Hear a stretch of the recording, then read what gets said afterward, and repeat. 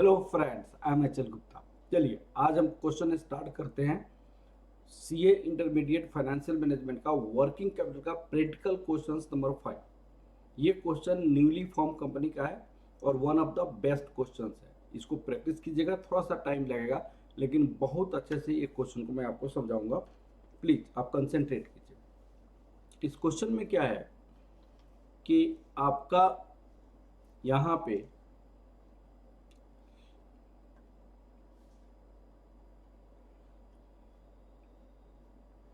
Question है, MA Limited is commencing a new project for manufacturing of plastic components. The following cost information has been ascertained for the N1. उन्होंने production unit 12,000 दिया हुआ है, 12,000 production unit दिया हुआ है और उनकी ये फुल कैपेसिटी पे प्रोडक्शन यूनिट है।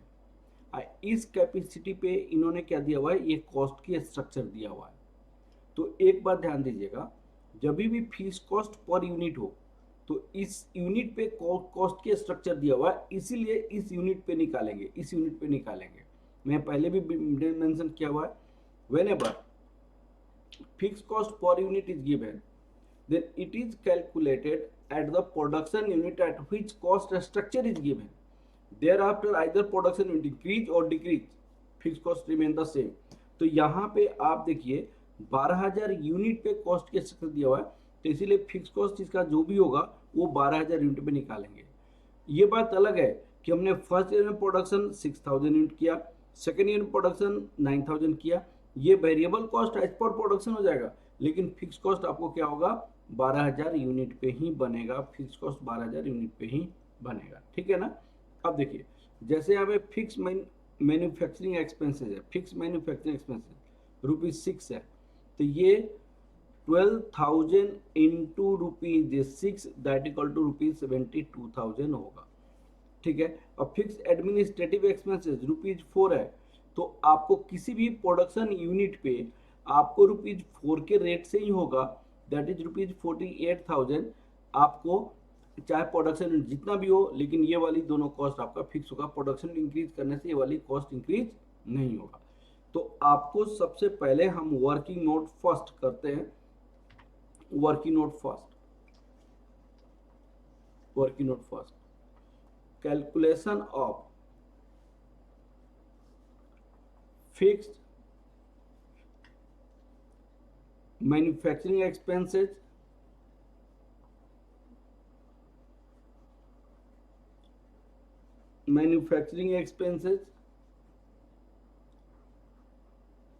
and fixed administrative expenses। तो यहाँ पे फिक्स्ड मैन्युफैक्चरिंग एक्सपेंसेस कितना होगा भाई, हमारी कॉस्ट की स्ट्रक्चर 12,000 यूनिट पे दिया हुआ है और ये ₹6 है, तो ये ₹72,000 हो जाएगा किसी भी प्रोडक्शन यूनिट पे। और फिक्स एडमिनिस्ट्रेटिव एक्सपेंसेस आपको कितनी दी हुई है, 12,000 यूनिट, ये ₹4 पर यूनिट है, ₹48,000 होगा।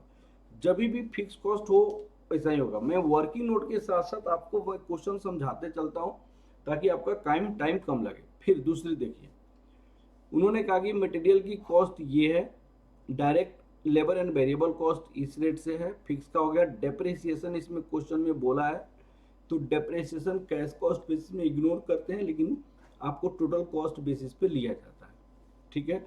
The selling price per unit is expected to be ₹96, selling price 96 है, and selling expenses ₹5।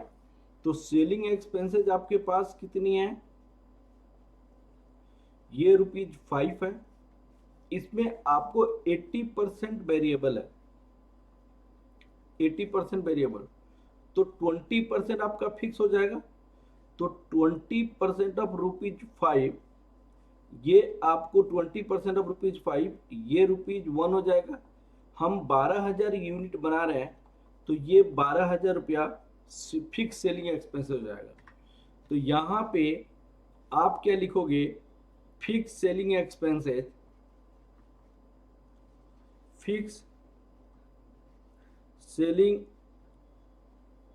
Expenses 12,000 unit हम प्रोडक्शन कर रहे हैं और ये ₹1 है, तो ये 12,000 रुपया ये फिक्स हो जाएगा। अब क्वेश्चन में देखिए, और उन्होंने प्रोडक्शन किया 6,000 यूनिट और आपको सेल किया 5,000, तो क्लोजिंग स्टॉक आपका क्या हो गया 1,000। दूसरी साल में प्रोडक्शन किया आपका 9,000 और 8,500 सेल किया, तो भाई टोटल कितना आपका क्लोजिंग स्टॉक होगा। तो आपको यहाँ पे प्रोडक्शन यूनिट और उसका हम आपको करेंगे यहाँ पे फर्स्ट ईयर। देखिए यहाँ पे क्वेश्चन में सेकेंड ईयर, ये क्वेश्चन दिया हुआ है।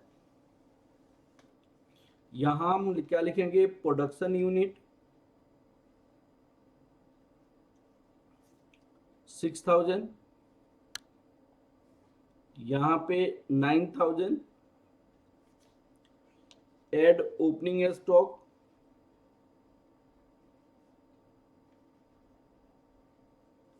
ओपनिंग स्टॉक इसका तो 0 होगा, ओपनिंग स्टॉक इसका तो 0 होगा। अब सेल्स यूनिट यहां पे लिखेंगे, फर्स्ट ईयर का newly form company, opening stock तो 0 होगा, नया नया कंपनी आप खोल रहे हैं, पहले से तो कुछ होगा नहीं। यहां पे आपने सेल किया 5,000 यूनिट, तो यहां क्लोजिंग स्टॉक कितना हो जाएगा भाई, ओपनिंग स्टॉक कुछ छा नहीं, 6,000 आपने बनाया, 5,000 यूनिट आपने सेल किया, तो 1,000 यूनिट, तो 1,000 यूनिट यहाँ पे है। सेल यूनिट यहाँ पे कितनी है 8,500, तो आपको यहाँ पे कितना हो जाएगा, ये 1,500 यूनिट हो जाएगा, ये 1,500 यूनिट यहाँ पे 1,000 हो जाएगा। क्लियर हो गया। अब आपको क्वेश्चन क्या बोली गई है इसमें, देखिए stock of raw material 2.25 month average consumption, work in progress nil है, वर्क इन प्रोग्रेस है नहीं, बनाना नहीं है। डेटर्स 1 मंथ एवरेज सेल, यहाँ पे लैंग्वेज देखिएगा 1 मंथ एवरेज सेल, सेल पे डेटर निकालेंगे, तो आपको टोटल कॉस्ट बेसिस पे वर्किंग कैपिटल बनानी है। देखिएगा working capital cash cost basis पे बनाया जाए, कैश कॉस्ट बेसिस पे, तो उस पर डेटा की कैलकुलेशन कॉस्ट ऑफ सेल पे करते हैं, कॉस्ट ऑफ सेल पे। आज जब टोटल कॉस्ट बेसिस पे बनाते हैं तो डेटा की कैलकुलेशन किस पे करते हैं, सेल्स रेवेन्यू पे करते हैं। तो उन्होंने कहा कि सेल पे निकाली, तो टोटल कॉस्ट बेसिस पे वर्किंग पे बनानी है, ये आपको हिंट्स दिया। कैश बैलेंस 10,000 है। Creditor for supply of materials आपको 1 month average purchase during the year, जितना मटेरियल परचेज करेंगे उतना। Creditor for expenses 1 month average all expenses during the year, जितने भी खर्च है सारी एक्सपेंसेज को 1 मंथ लिखेंगे। Projected statement of profit and loss, ignore taxation, profit and loss बतानी है। प्रोजेक्टेड स्टेटमेंट वर्किंग कैपिटल बतानी है। आपको सबसे पहले फर्स्ट पार्ट का मैं आंसर देने जा रहा हूं, projected statement of profit and loss, first part का आंसर। ये आपका एक वर्किंग नोट हो गया था। अब आपको second working note, answer of first part, projected statement of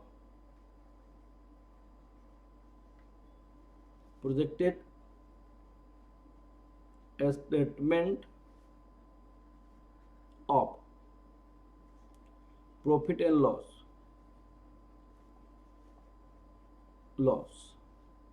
अब सुनिए, प्रॉफिट एंड लॉस यहां पे फर्स्ट ईयर लिखिए,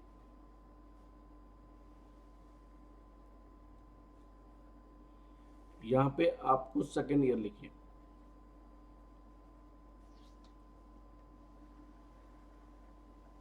फर्स्ट ईयर सेकेंड ईयर। सबसे पहले हम क्या लिखेंगे, direct material,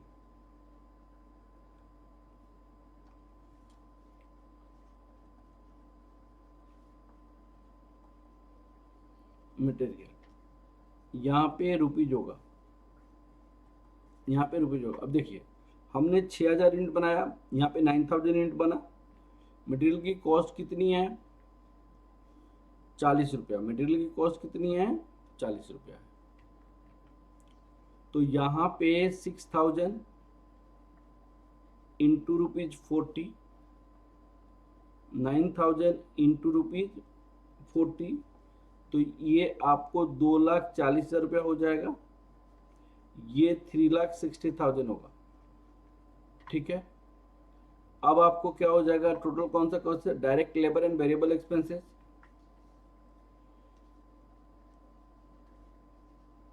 labour and variable expenses. अब देखो आप, यहाँ पे 6000 यूनिट है, ये 40 के रेट से। ये 9000 यूनिट है, ये 20 के रेट से है, 40 के रेट से नहीं है, 20 की रेट से है। तो इसकी आधी हो जाएगी 1,20,000। ये भी 1,20,000 रुपया हो जाएगा। अब उसके बाद क्या है? Fix manufacturing expenses. Fix manufacturing expenses. Fix manufacturing expense मैंने ऑलरेडी निकाला हुआ है। Fix manufacturing expense 72,000। तो ये जो ₹72,000 होगा, ये दोनों में होगा क्योंकि फिक्स है। ठीक है, फिक्स। उसके बाद क्या है? फिक्स मैन्युफैक्चरिंग एक्सपेंसेस हो गया।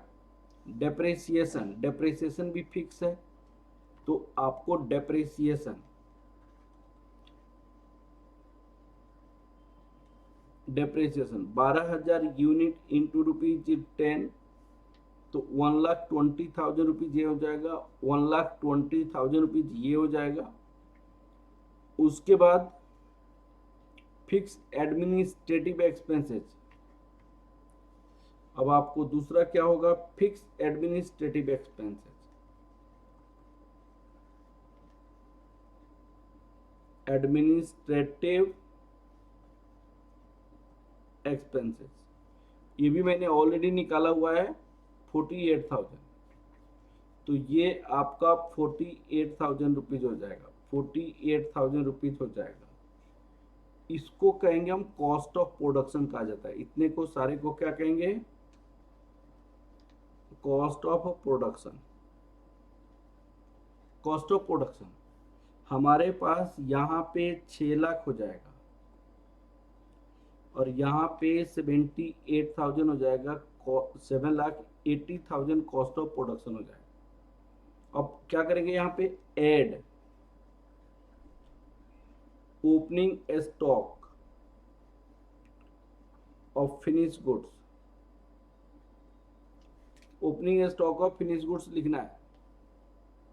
फिनिश गुड्स तो भाई न्यूली फॉर्म कंपनी है, तो यहाँ पे तो नहीं होगा, यहाँ पे तो नहीं। इसका क्लोजिंग स्टॉक होगा less closing stock of finish goods. Finish goods, अब सुनो आप, ये 6 लाख है। इसने हमने कितना यूनिट बनाया? 6,000 यूनिट बनाया हमने। 6,000 कैसे आया? यहाँ पे मैंने लिखा हुआ है 6,000, और 1,000 यूनिट आपको क्या हो गया? क्लोजिंग में रखा। 1,000 यूनिट क्लोजिंग में हो गया, तो ये 1,00,000 रुपया आपको क्लोजिंग हो गया। तो इसको माइनस करेंगे, लेकिन ये दूसरे साल के लिए ओपनिंग हो जाएगा, तो इसको आप ऐड करोगे। ठीक है, अब यहाँ पे क्लोजिंग दूसरे साल का कितना होगा? दूसरे साल का 7,80,000 रुपीज प्लस 1,00,000 इसमें आया। एवरेज कॉस्ट होता है फिनिश गुड्स आपका एवरेज कॉस्ट पे। तो 9,000 बनाया, उसका 7,08,000 रुपया हुआ। 7,80,000, 1,000 रुपया यहाँ से आया। 1,000 यूनिट हमने यहाँ से लाया। 1,000 यूनिट हमारे क्लोजिंग था, इंटू 1,500। अब सुनना है, तो इसकी कॉस्ट कितनी हो जाएगी? 1,32,000। यहाँ पे 1,32,000। तो इसको कहेंगे कॉस्ट ऑफ गुड सोल्ड। इसको क्या कहेंगे? Cost of good sold, cost of good sold. अब सुनिए, ये कॉस्ट ऑफ गुड सोल्ड हो गया, लेकिन ये कॉस्ट ऑफ गुड सोल्ड हमारे पास कितना हो जाएगा, ये 5 लाख हो जाएगा, ये 5 लाख, और यहाँ पे ये वाला माइनस करेंगे, तो 7,48,000 रुपीज हो जाएगा, 7,48,000 कॉस्ट ऑफ गुड्स सोल्ड। अब आपको यहाँ पे क्या आ जाएगा, सेलिंग ओवरहेड। हम क्या करेंगे, सेलिंग ओवरहेड को ऐड करेंगे, सेलिंग ओवरहेड। तो सेलिंग ओवरहेड दो है, एक तो वेरिएबल है एट द रेट ऑफ 4, जितना बेचोगे, एक तो फिक्स है, ₹1 इंटू 12,000, ये आपका फिक्स है, तो ये 12,000 हो जाएगा, ये 12,000 हो जाएगा। लेकिन वेरिएबल जितनी यूनिट आप सेल करोगे उतनी यूनिट, तो भाई पहले में तो 6,000 यूनिट सेल किया गया, तो 6 इंटू, पहले में 5,000 यूनिट सेल किया गया, 5,000 यूनिट, तो 5,000 इंटू 4 दैट इक्वल टू 20,000। और दूसरे में हमने 8,500 यूनिट सेल किया, 8,500, तो 8,500 यूनिट सेल किया, तो 8,500 इंटू 4 दैट इज 34,000। तो ये जो आएगा सेलिंग ओवरहेड ऐड करने के बाद, इसको कहेंगे कॉस्ट ऑफ सेल, इसको कहेंगे cost of sale. Cost of sale हमारे पास कितना हो जाएगा, 5,32,000, 5,32,000, और यहाँ पे कितना हो जाएगा, 7,94,000। अब सुनिएगा, अब प्रॉफिट स्टेटमेंट अब निकाला जा सकता है। अब यहाँ पे हम प्रॉफिट स्टेटमेंट निकाल सकते हैं, प्रॉफिट स्टेटमेंट। प्रॉफिट स्टेटमेंट हमारे पास फर्स्ट ईयर का, और यहाँ पे सेकेंड ईयर का, फर्स्ट ईयर का और सेकेंड ईयर का प्रॉफिट स्टेटमेंट हम निकाल लेंगे। ये रुपीज में हो जाएगा, ये रुपीज में हो जाएगा। अब देखिए, हमारे पास सेल्स रेवेन्यू है, सेल्स रेवेन्यू पहले साल हमने सेल किया 5,000 यूनिट, और सेलिंग प्राइस था हमारे पास 96 रुपये, सेलिंग प्राइस 96 यूनिट है, तो 5,000 यूनिट को सेल किया एट द रेट ऑफ 96। दूसरे साल सेल किया 8,500, और ये भी 96 के हिसाब से, 96 के हिसाब से। तो हमारे पास सेल कितना आया, हमारे पास सेल देखिएगा कितना आया, हमारे पास सेल आया 4,80,000, यहाँ पे 4,80,000, और यहाँ पे 8,16,000 हमारे पास सेल हो गया, less cost of sale. Cost of sale का मतलब सेल करते करते कितना कॉस्ट लगा, तो सेल करते करते पहले साल में 5,32,000 लगा था, 5,32,000, और दूसरे साल में हमारे पास 7,94,000 लगा था, 7,94,000। आप बताइएगा प्रॉफिट ड्यूरिंग द ईयर कितना हो गया, profit during the year, profit during the year, इसको माइनस करोगे आप। जब आप माइनस करोगे तो कितना लिखोगे आप, यहाँ पे माइनस करोगे तो ये 52,000 आपका नेगेटिव आ जाएगा, 52,000 नेगेटिव, और यहाँ पे 22,000 आपकी पॉजिटिव हो जाएगी, पॉजिटिव। अब देखिए, यहाँ पे डेटर की कैलकुलेशन हम यहाँ से कर सकते हैं, डेटर। अब डेटर एवरेज डेटर्स आपको कितना होगा, यहाँ पे आप कैलकुलेशन करना चाहते हैं एवरेज डेटर्स। अब सुनिएगा, डेटर का क्या इंफॉर्मेशन उन्होंने लिखा हुआ है, क्वेश्चन देखिएगा, उन्होंने कहा कि debtors 1 month average sale, sale पे निकालना है, 1 मंथ एवरेज सेल। तो भाई साहब आप सुनो, यहाँ पे सेल कितना किया फर्स्ट ईयर में, 4,80,000 डिवाइडेड बाई 12 इंटू 1। यहाँ पे कितना सेल किया, 8,16,000 divided by 12 into 1, divided by 12 into 1। तो हमारे पास 40,000 या इतना हो जाएगा 40,000, और यहाँ पे 68,000 हो जाएगा 68,000। ये हमने प्रॉफिट स्टेटमेंट बनाया। अब आपको ये यहाँ पे स्टॉक ऑफ फिनिश गुड्स, ये जो फिनिश गुड्स है यहाँ से मैंने ले लिया, इसको आप मान लीजिए स्टॉक ऑफ फिनिश गुड्स को हम एक नाम दे देते हैं वर्किंग नोट ए, इसका नाम देते हैं वर्किंग नोट ए, हम वर्किंग नोट, इसका नाम दे देते हैं वर्किंग नोट बी, डेटर्स के प्लेस पे हम वर्किंग नोट बी लिखेंगे। अब देखिए आपके बुक ने कैश कॉस्ट बेसिस पे वर्किंग कैपिटल निकालने के लिए नहीं पूछा। कैसे पता चला नहीं पूछा, क्योंकि उन्होंने डेटर की कैलकुलेशन जो बोला है, डेटर की कैलकुलेशन जो बोला है वो क्या चीज पे बोला है, डेटर की कैलकुलेशन उन्होंने कहा था हम करेंगे सेल्स रेवेन्यू पे, जबकि आपको कैश कॉस्ट बेसिस पे होता क्या है, debtor calculation cost of sale करते हैं।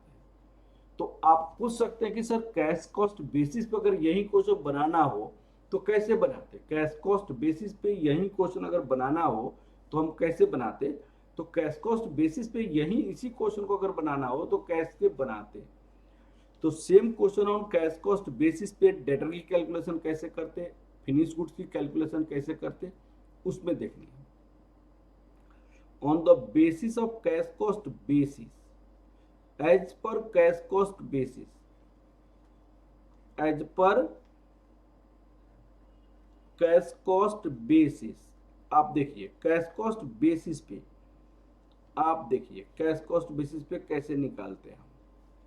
तो हमारे पास कैश कॉस्ट बेसिस पे आपका इसी लाइन में आ जाइए, इसी लाइन पे आ जाइए, हमने ये वाला सारे कंप्लीट किया, ये वाली चीजें हमें अब नहीं चाहिए, ये वाली चीजें हमें नहीं चाहिए, ये वाली चीजें नहीं चाहिए। अब दूसरे तरीके से हमारी कॉस्ट ऑफ प्रोडक्शन क्या होगा, यहाँ पे कॉस्ट ऑफ प्रोडक्शन, अब सुनिएगा कॉस्ट ऑफ प्रोडक्शन में, अब सुनिए यहाँ पे क्या है, जो डेप्रिसिएशन की जो आइटम है ना 1,20,000, डेप्रिसिएशन का जो आइटम है ना 1,20,000, उसको हम इग्नोर करते हैं, कैश कॉस्ट बेसिस डेप्रिसिएशन को नहीं लेता, क्योंकि डेप्रिसिएशन जो not a cash item, depreciation is not a cash item, इसलिए इस डेप्रिसिएशन को हम क्या करते हैं, इग्नोर कर देते हैं। तो जब डेप्रिसिएशन को आप इग्नोर करेंगे तो हमारी कॉस्ट ऑफ प्रोडक्शन जो 6 लाख है, उस 6 लाख में हमारे पास 1,20,000 नहीं होना चाहिए था, नहीं होना चाहिए था, ठीक है। अब दूसरे केस में हमारे पास क्या है, दूसरे केसेस में जो हमारे पास 7,80,000 है, हम 1,20,000 नहीं होना चाहिए था, तो 7,80,000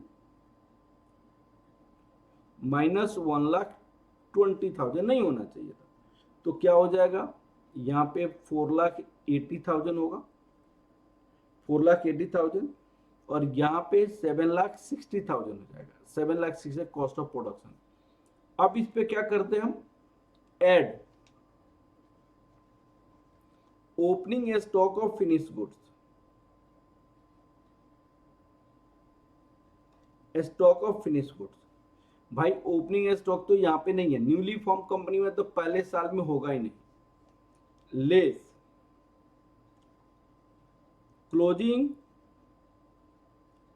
स्टॉक ऑफ फिनिश गुड्स। अब सुनिए दूसरे साल में होगा क्लोजिंग स्टॉक, कितना होगा, 4,80,000 की प्रोडक्शन करने रुपीज लगा, 6 लाख यूनिट प्रोडक्ट, 6,000 यूनिट बनाने में 1,000 यूनिट आपका क्लोजिंग हो, 1,000 यूनिट क्लोजिंग में, तो आपको यहाँ पे 8, तो 80,000 रुपीज हो जाएगा ये, तो ये इनकी ओपनिंग हो जाएगी, 80,000 रुपीज ये इनका ओपनिंग हो जाएगा। अब क्वेश्चन है कि सेकंड में क्या होगा, अब सेकंड में देखिएगा, सेकेंड में 7,60,000 प्लस 80,000 ये वाला, कितनी यूनिट हो गई? एवरेज कॉस्ट पे निकालनी है। हमने बनाया 9,000 यूनिट, 1,000 यूनिट पहले आया, 1,500 यूनिट हमारे पास क्लोजिंग है। हमारे पास क्लोजिंग कितनी है? 1,500 यूनिट है, 1,500। अब इसकी क्लोजिंग स्टॉक कितना हो जाएगा? तो 1,11,000 रुपीज ये क्लोजिंग स्टॉक हो जाएगा। तो यही जो होता है ये आपका वर्किंग नोट हो जाएगा। किसके लिए? आपका जो वर्किंग नोट होगा ये आपका finish goods for cash cost basis. ये finish goods cash cost basis का आ जाएगा। ये वर्किंग नोट आप सी रख दीजिए, जो finish goods for cash cost basis हो जाएगा। अब इसको क्या कहेंगे? कॉस्ट ऑफ प्रोडक्शन कहा जाता है, इसको कॉस्ट ऑफ गुड सोल्ड कहेंगे। Cost of good sold, cost of good sold हो गया। अब कॉस्ट ऑफ गुड सोल्ड कितना हो गया भाई? यहाँ पे 4 लाख रुपीज हो जाएगा, यहाँ पे 6,29,000, ये कितना हो जाएगा? 7,60,000 प्लस 80,000 माइनस 7,29,000, ये 7,29,000 हो गया। 7,29,000 आज क्लियर हो गया। अब उसको क्या करेंगे? Add selling overhead. यहां पे मैंने क्या किया? Add selling overhead. Selling overhead, तो सेलिंग ओवरहेड में दो है, एक तो वेरिएबल है, दूसरी क्या है? फिक्स है। तो फिक्स तो 12,000 है, फिक्स तो 12,000 है। At the variable at the rate of ₹4 है, ₹4 है, तो ये 20,000 हो जाएगा। इसमें कोई फर्क नहीं करेगा। ये यहाँ पे 8,500 है, 34,000, तो ये आपका हो गया कॉस्ट ऑफ सेल। इसको कहते हैं cost of sale. This is your cost of sale. ये क्या हो गया? कॉस्ट ऑफ सेल हो गया, कॉस्ट ऑफ सेल। तो कॉस्ट ऑफ सेल कितना हो जाएगा? 4,32,000 हो जाएगा यहाँ पे, और यहाँ पे 7,29,000 प्लस 34,000 प्लस 12,000, तो 7,75,000, ये 7,75,000 हो गया। अब कहेंगे क्या डेटर इसी पे निकालेंगे? हाँ जी सर, कैश कॉस्ट बेसिस पे डेटर्स हम इसी पे निकालते हैं। कैश कॉस्ट बेसिस पे डेटर की कैलकुलेशन हम इसी पे करेंगे। तो अगर मुझे एवरेज डेटर निकालनी है, यहाँ पे डेटर्स निकालनी है, तो डेटर का क्या लिखोगे यहाँ पे? तो एवरेज 1 मंथ लिखा है, तो 4,32,000 divided by 12 into 1, 7,75,000 divided by 12 into 1, तो डिवाइडेड बाई 12 करोगे तो इसमें कितना होगा? 60। यहाँ पे कितना हो जाएगा? यहाँ पे 7,75,000, 7,75,000, एक मिनट आप समझिएगा। 7,60,000, 7,60,000 प्लस 80,000 माइनस 1,11,000, 7,29,000, 7,29,000 प्लस 34,000,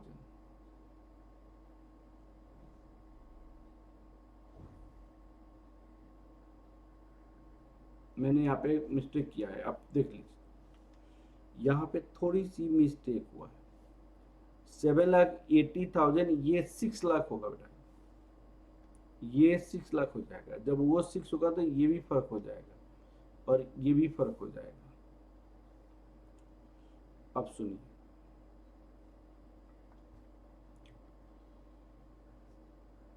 तो ये 6 लाख हो जाएगा, 620 हो जाएगा, ये 675 हो जाएगा।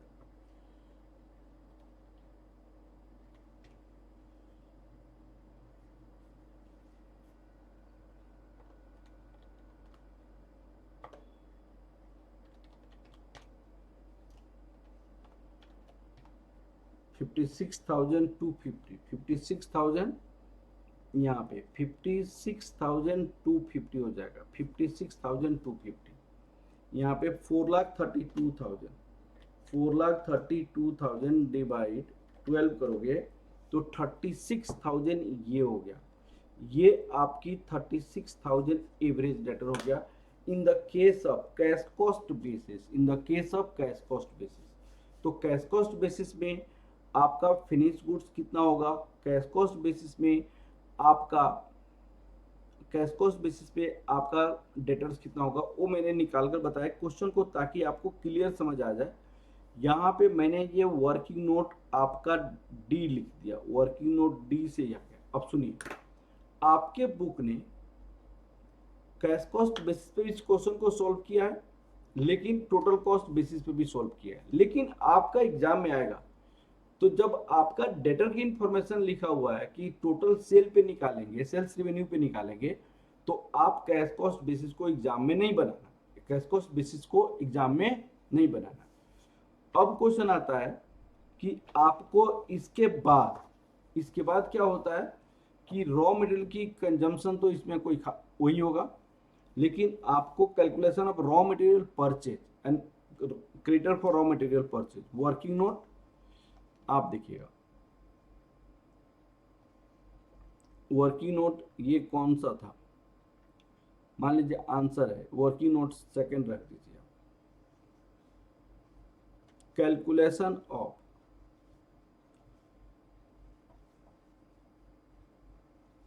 Raw material purchase and creditor for raw material, creditor raw material. सुनिए, यहाँ पे फर्स्ट ईयर और यहाँ पे आपका सेकेंड ईयर हो जाएगा, 2 साल।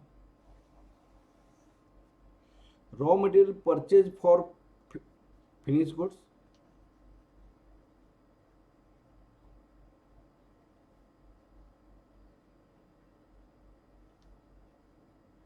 For finish goods, finish goods के लिए हमने कितनी रॉ मटेरियल परचेज किया था, यहाँ पे 2,40,000 और यहाँ पे 3,60,000। फिनिश गुड्स 2,40,000 और 3,60,000, इसको समझिए। आपने रॉ मटेरियल परचेज किया होगा, इसमें वर्क इन प्रोग्रेस नहीं है तो उसके लिए तो नहीं परचेज किया होगा, लेकिन स्टॉक के लिए रॉ मटेरियल परचेज किया होगा। तो raw material purchase for stock of raw material purchase for stock, stock के लिए आपने परचेज किया होगा। अब प्लीज इसको समझने की कोशिश कीजिए। स्टॉक ऑफ रॉ मटेरियल कितनी है, stock of raw material question में दिया हुआ है। उन्होंने कहा कि stock of raw material 2.25 months average consumption है। तो कंजम्पशन तो आपका इतना ही है, कंजम्पशन तो यही है। तो यहाँ पे 2,40,000 की कंजम्पशन है, डिवाइडेड बाई 12 इंटू 2.25। यहाँ पे 3,60,000 की कंजम्पशन है, डिवाइडेड बाई 12 इंटू 2.25। अब आपको ये कितना आ जाएगा, यहाँ पे 2,40,000 डिवाइडेड बाई 12 इंटू 2.25, तो ये 45,000 हो जाएगा, ये 45,000 हो जाएगा, और यहाँ पे तो ये 45,000 हो जाएगा। तो raw material, total raw material purchase कितना हो जाएगा, रॉ मटेरियल परचेज 45,000, 2,40,000, ये 2,85,000 हो जाएगा। अब एवरेज आपका कितना हो जाएगा, average creditor for raw material 2,85,000 divided by 12। क्या रॉ मटेरियल क्रेडिटर का इंफॉर्मेशन दिया हुआ है, क्या क्रेडिटर का information, creditor for supply of raw material 1 month average purchase, 1 month दिया हुआ है, 1 मंथ जो परचेज है उस पर आपको इंटू 1 लिख देंगे, इंटू 1 डिवाइड 12 करेंगे तो ये 23,750 हो जाएगा, 23,750। अब आपको वहां पे कितना हो जाएगा, 360 डिवाइडेड 12, तो ये आपको 30,000 हो जाएगा यहाँ पे, 12 इंटू 2.25 तो 67,500, 67,500 प्लस 3,60,000 तो 4,27,500 हो गया यहाँ पे, 4,27,500, 4,27,500 डिवाइडेड बाई 12 इंटू 1। अब बताइए डिवाइडेड बाई 12 करोगे तो कितना आ जाएगा, 35,000 इसका, 4 लाख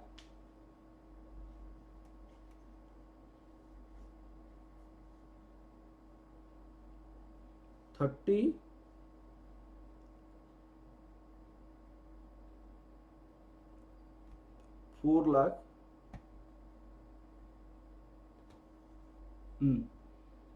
ये आपने एवरेज क्रेडिटर्स। अब देखिए raw material purchase for stock, ये जो raw material purchase for stock जो है, सुनिएगा इसमें थोड़ी सी 67, तो आपने क्लोजिंग स्टॉक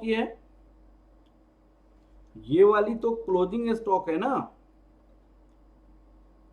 ये जो है ये क्लोजिंग स्टॉक है, ये जो आपकी है ये क्लोजिंग स्टॉक है, क्लोजिंग स्टॉक। इसमें आपने ये क्या किया, ऐड किया, ऐड लेस ओपनिंग स्टॉक भी होगा, less opening stock of raw material. तो जो आपकी क्लोजिंग स्टॉक यहां पे है फर्स्ट ईयर में, ये वहां जाके ओपनिंग हो जाएगा तो -45,000 हो जाएगा यहाँ पे, तो -45,000, तो ये वाली प्रॉब्लम हो जाएगा यहाँ पे, ये वाली नहीं होगी।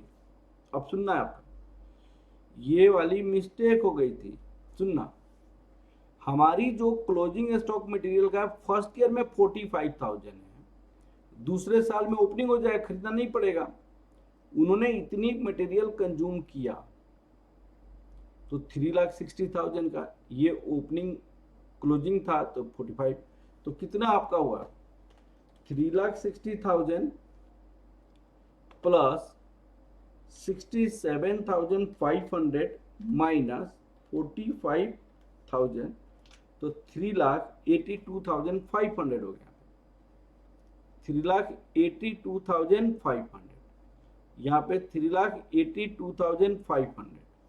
तो एवरेज क्रेडिटर आपका कितना हो जाएगा, average creditor divided by 12 into 1 करोगे तो 31,875, 31,875 ये आपका रुपीज में हो जाएगा, ये सारे आपकी रुपीज में है, ये रुपीज में है, 31,875, तो ये क्रेडिटर फॉर रॉ मटेरियल आ गया। अब सुनिए, ये जो हमने वर्किंग नोट कहां तक आ गया था, ABCD, अब यहाँ पे एक वर्किंग नोट बनाएंगे हम, वर्किंग नोट E, ये average stock of raw material, ये closing stock of raw material जो है वो आपका स्टॉक ऑफ रॉ मटेरियल होगा, स्टॉक ऑफ रॉ मटेरियल। ये जो average creditor for raw material, ये वर्किंग नोट F, ये आपका working note average creditor for raw material. अब एक वर्किंग नोट DEF, D हो गया, E हो गया, F हो गया। अब आपका वर्किंग नोट G, अब दी वर्किंग नोट में देखिए उन्होंने क्या कहा, सुनिए क्वेश्चन में एक और बात बोली गई है। क्या बोला गया है यहाँ पे,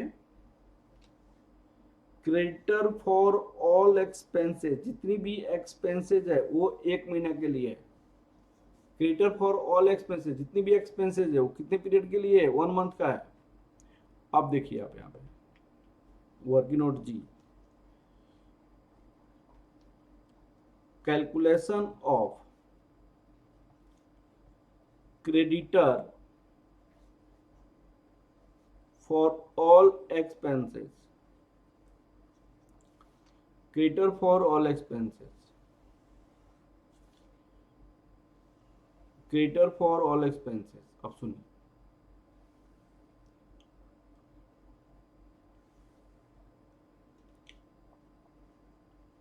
ये first year,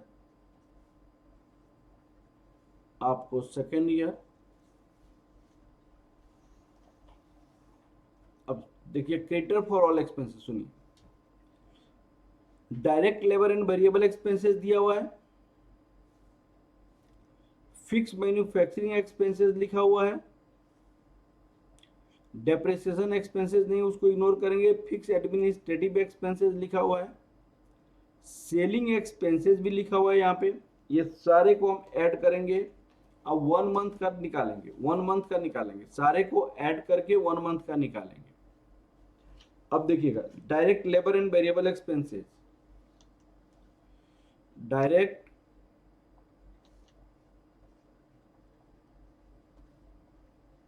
labour variable expenses, direct labour and variable expenses 1,20,000, 1,80,000, fix manufacturing expenses, fix manufacturing expenses यहाँ पे 72,000, ये आपकी 72,000, fix administrative expenses, fix administrative expenses ये आपको 48,000, ये आपकी 48,000, fix selling expenses, fix selling expenses, fix selling expenses आपका कितना हो गया, 12,000, यहाँ पे 12,000, variable selling expenses, variable selling expenses, ये सारी चीजें आपको निकालना पड़ेगा। ये आपको 20,000 हो जाएगा, ये आपको 34,000 होगा। टोटल एक्सपेंसेस आपके पास कितनी हो गई, टोटल एक्सपेंसेस ये 2,72,000, 2,72,000, 3,46,000। अब लिखेंगे creditor for all expenses, creditor for all expenses,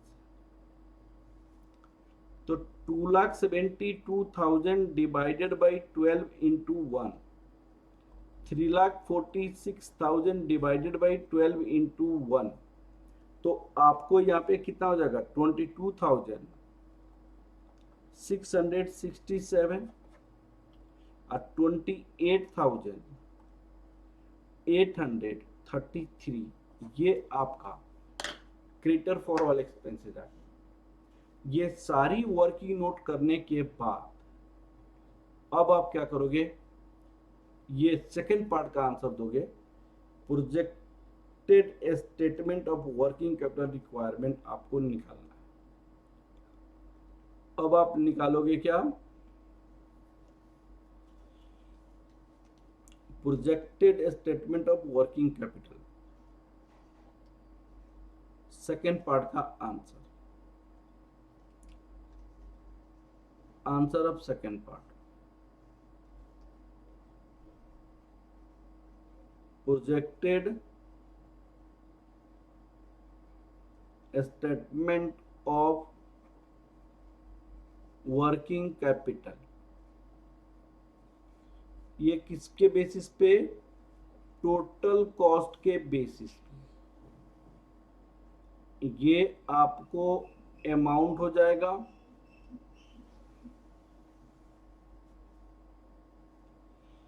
यहां पे मैंने लिखा अमाउंट,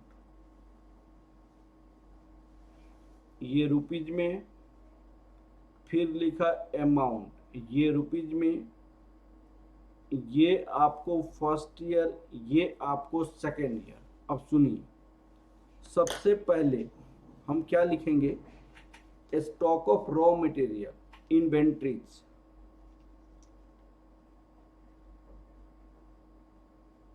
इन्वेंट्रीज,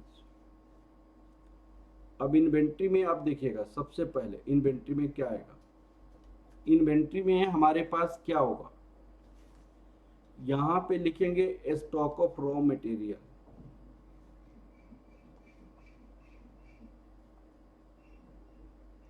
अब सुनिए, स्टॉक ऑफ रॉ मटेरियल, यहाँ पे क्लोजिंग स्टॉक जो निकाली गई है यहाँ पे वही है, वर्किंग नोट ई। वर्किंग नोट ई क्या निकला है भाई साहब?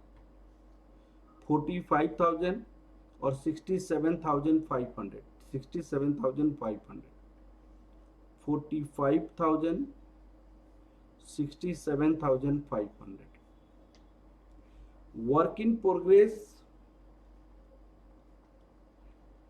ये आपको क्वेश्चन में नहीं बोला है तो नहीं लिखेंगे। फिर लिखा है स्टॉक ऑफ फिनिश्ड गुड्स, तो हमने आपको कॉस्ट शीट में ही बनाया था projected profit and loss account में। उन्होंने क्या कहा था? यहाँ पे देखिए, कॉस्ट ऑफ प्रोडक्शन के बाद opening stock of finish good, closing stock of finish good. यहाँ पे closing stock of finish good जो निकला है वर्किंग नोट ए, 1,32,000,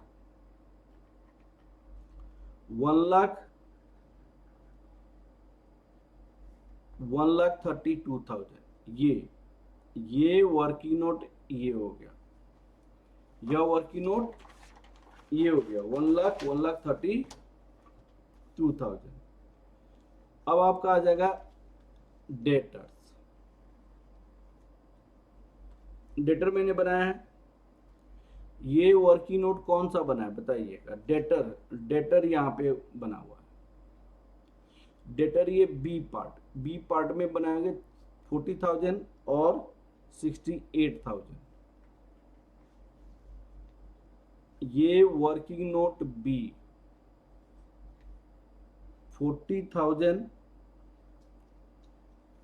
और यहाँ पे 63,000। अवेलेबल कैश बैलेंस, ये क्वेश्चन में ऑलरेडी दिया हुआ था 10,000। ये क्वेश्चन में ऑलरेडी लिखा हुआ है 10,000। अब बताइए करंट एसेट्स कितना हो गया टोटल? अब देखिए,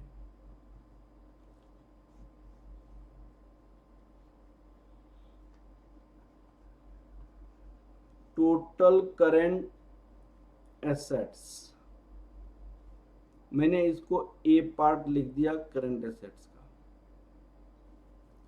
टोटल करंट एसेट्स, ठीक है। अब टोटल करंट एसेट्स कितना हो जाएगा यहाँ पे?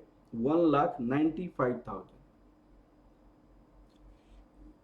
1,95,000। और यहाँ पे हो जाएगा 2,77,500, 2,77,500। ये आपका ए पार्ट हो गया। अब सुनिए, अब करंट लायबिलिटी, ये इन्वेंट्री, ये आपको क्या था? ये करंट एसेट्स था,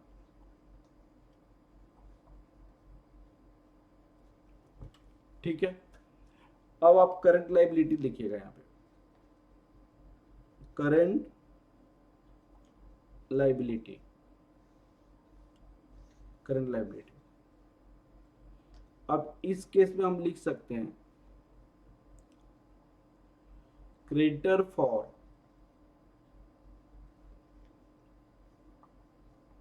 रॉ मटेरियल, अब देखिएगा रॉ मटेरियल का क्रेडिटर, रॉ मटेरियल यहाँ पे आपको 23,750, 31,875 ये मैंने अभी निकाला था। Purchase of raw material this, raw material कितना आ जाएगा 23,750, 31,875 ये एक वर्किंग नोट था। अब वो कौन सा वर्किंग नोट था भाई, ये आपका एफ का वर्किंग नोट एफ। अब creditor for all expenses, all expenses जितने भी एक्सपेंसेस है वो सारे, ये वर्किंग नोट कौन सा था भाई, ये वर्किंग नोट जी, वर्किंग नोट जी से आया था 22,667 और 28,833। अब आपके पास यहाँ पे आ जाएगा टोटल करंट लाइबिलिटी,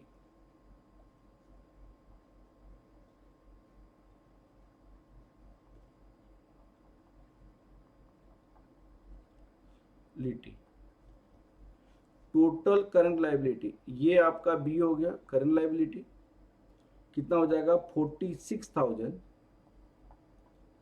46,417 और यहाँ पे 60,708। अब आपके पास ये टोटल करंट लाइबिलिटी होगा।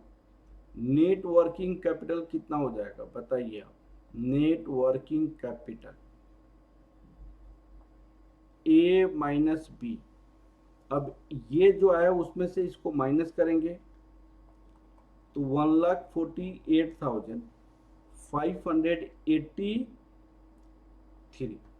1,48,583, 1,48,583 और यहाँ पे 2,16,000,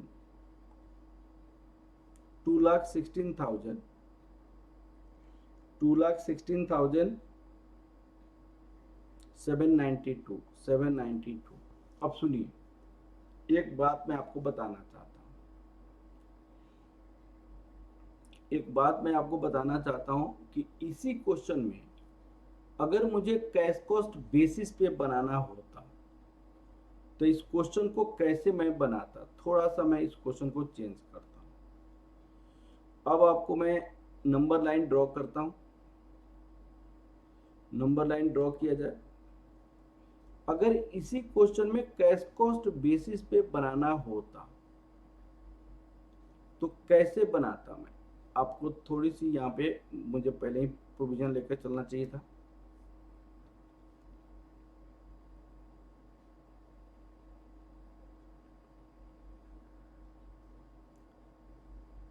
यहाँ पे अगर क्वेश्चन में कैश कॉस्ट बेसिस पे, ये तो आपको टोटल कॉस्ट बेसिस है, मैं इसको बनाता हूं cash cost, cash cost, cash cost,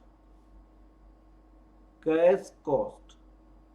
अब देखिए कहां कहां पे फर्क आता भाई, रॉ मटेरियल में कोई चेंजेस नहीं आता। रॉ मटेरियल यहाँ पे 45,000 है तो यहाँ पे भी 45,000 ही होता। ये 67,500 है तो ये आपका 67,500 होता है। 0 0 यहाँ पे भी 0 होता है, यहाँ पे भी 0 होता है। स्टॉक ऑफ फिनिश गुड्स में फर्क होता। अब सुनिएगा, अब मैंने आपको बताया यहाँ पे calculate raw material cash cost basis पे, यहाँ पे कैश कॉस्ट बेसिस पे देखो, कैश कॉस्ट बेसिस पे स्टॉक ऑफ फिनिश गुड्स 80,000, 80,000 और यहाँ पे कैश कॉस्ट बेसिस पे ऊपर आपका स्टॉक ऑफ फिनिश गुड्स कितना था वहां पे 1,32,000, यहाँ पे कितना था 1,32,000। लेकिन कैश कॉस्ट बेसिस पे हमने देखिएगा, कैश कॉस्ट बेसिस पे यहाँ पे बनाया है, यहाँ पे स्टॉक ऑफ फिनिश गुड 80,000, 1,11,000 होगा यहाँ पे क्या हो जाएगा 80,000 होगा यहाँ पे 1,11,000 हो जाएगा यहाँ पे इतना। ये जो आपका जो बना है आपको 1,11,000, अब ये 80,000 1,11,000 हो गया। अब आपको यहाँ पे वर्किंग नोट जो है ये कौन सा है भाई, कौन सा वर्किंग नोट है, देखो आप, ये सी है, वर्किंग नोट सी से मैंने निकाला, ये वर्किंग नोट सी से आया आपका, वर्किंग नोट सी से, यह वर्किंग नोट सी से आया। आप लोग प्लीज समझो, क्या डेटर में चेंज आएगा? हाँ जी, डेटर में चेंज आएगा। डेटर कैश कॉस्ट बेसिस वाला होगा, तो डेटर की कैलकुलेशन वर्किंग नोट डी 36,000, 56,250, यहाँ पे 36,000 आ जाएगा, 36,000, और यहाँ पे कितना हो जाएगा 56,000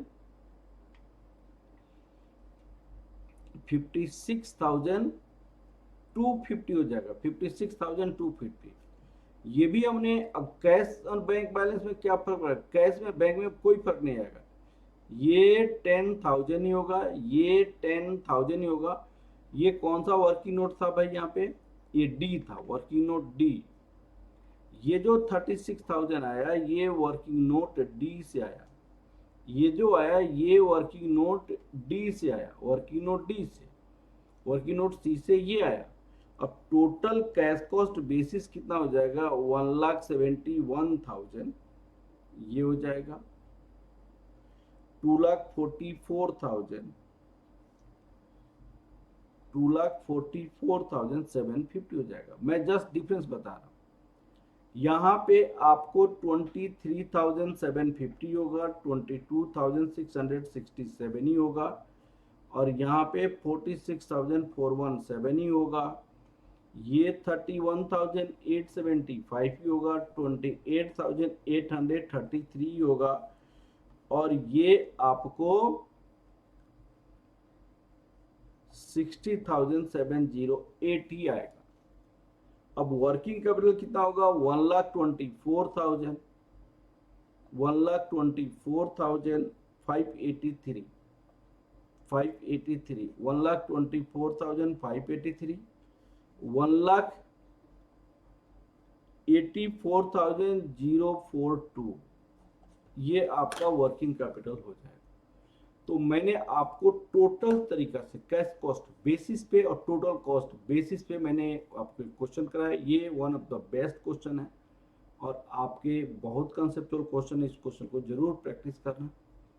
चलिए अगले क्लास में कुछ और क्वेश्चन हम करेंगे। Okay, thank you class, thank you very much.